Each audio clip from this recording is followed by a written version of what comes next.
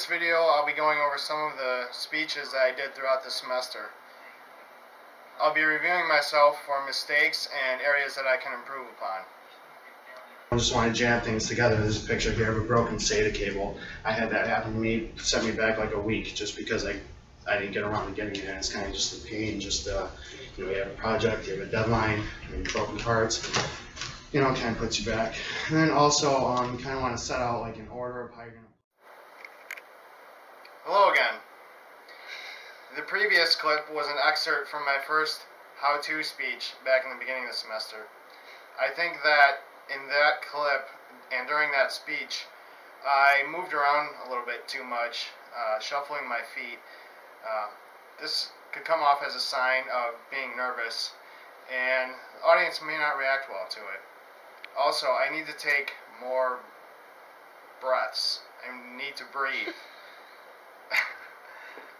A pandemic like this, if we don't have measures like this, like you could take the bubonic plague for example, that wiped out 30 to 60% of Europe's population way back in the 1300s. It killed 75 to 200 million people because they didn't know what to do with it. They had no policies in place to fight against the spread of it, so it just completely wiped out, almost completely wiped out Eastern Europe, or Western Europe.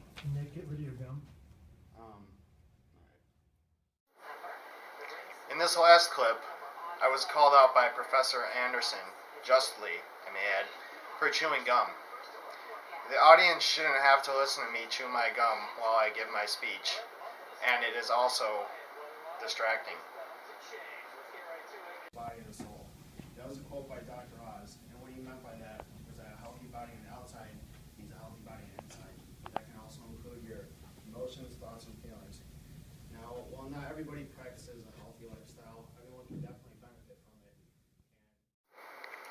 In this final speech, I believe I could have improved upon my performance by doing a couple things.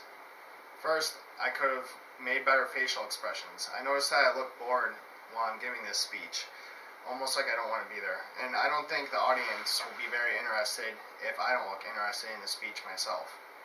Another thing I could have done was to look at people in their eyes and not just kind of scan the room or look at the tables or look at the floor. I believe if I do those two things along with the other things that I mentioned in this video, I can greatly improve my performance in public speaking. Now to end with some words of wisdom from Gary Busey. You're capable of anything, right, at any time, right, anywhere, any place.